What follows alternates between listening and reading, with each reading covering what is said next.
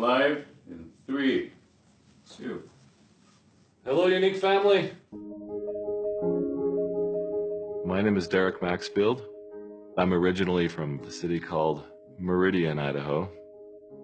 I don't think ever during my childhood did I ever feel like I was destined to do anything special, and certainly not to the degree that's happened with Unique. I actually spent most of my life feeling like a nobody from nowhere. Because I came from a small community, I had to take a really good look at my life and do a lot of soul searching to figure out what I can offer and what I do have to contribute. I met Shalane at church, of all places. She really allowed me to spread my wings and didn't hold me back. And I fell in love with her and with that. 3 months later, we were engaged. We went to stay with my parents for the summer.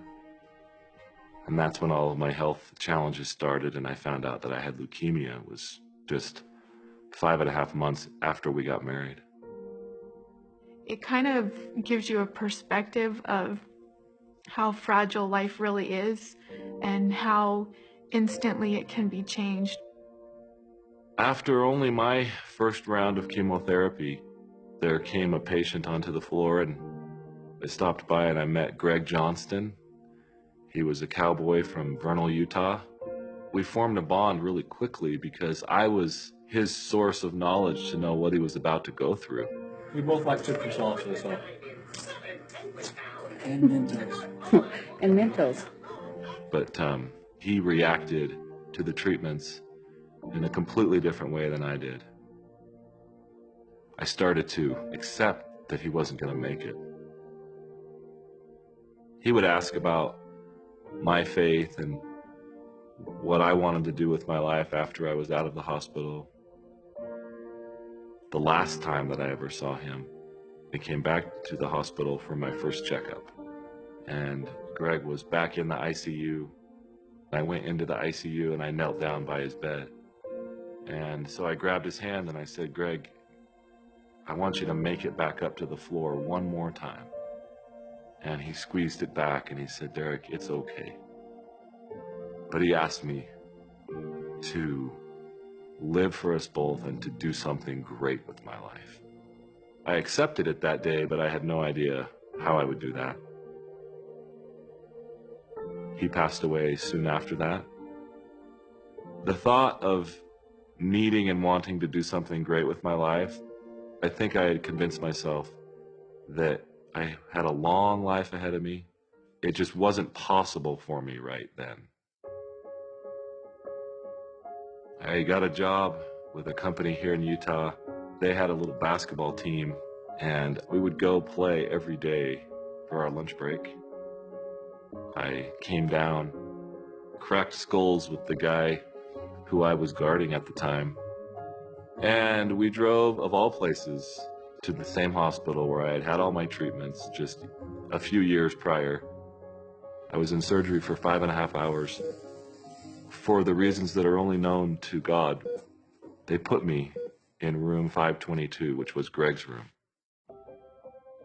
And I wasn't conscious enough or coherent enough to really know why I was there, but I knew I was back. And in that moment, that's the moment that really changed my life forever. Because I had a clear message to me, and it was, "Exactly, Derek. You're right back in the same place. The same place, and you're using the same excuses." That moment changed my life. I was driven to no longer use excuses and to no longer think of the need to do something great as so far in the future. I started to change things. I got up at 4:45 in the morning and I worked on a software business that I've been thinking about. I did that for 1.5 years. And then in the beginning of 2004, I started my own business. And that was the business that I sold in 2010. And I was thinking about what I wanted to do with my life. And I was driving home one day and I was talking to Shalane about someone who had been sexually abused. And it always troubled me and bothered me that a woman would take guilt on herself for what someone else had done. And I said, Shalane, that's not fair. Somebody should do something about that. And I knew that somebody was me, and that something was to start another company that could be successful enough to fund that cause.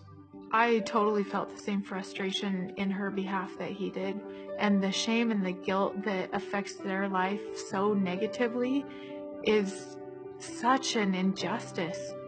A very detailed thought came into my mind, and it was a retreat that was nestled in the mountains, and a place for these women to begin a healing process. That clarity I knew could only come from God, because it had come just that quickly, and it came in an instant. And I started to work on those plans right away. I don't think that we could have even imagined what needed to be done. We were just focused on what we could do, and it has become more than we ever imagined it could be. We're trying to reach all of them through a message of hope, and a message that this is not your fault, and to have a chance for them to reclaim the hope that was lost and perhaps taken from them. We've had approximately 1,800 women come through the retreat. I see faces every time I hear the number. It's Sarah, and it's Heather, and it's Heidi, and it's Amanda. It's not just numbers for me, it's people.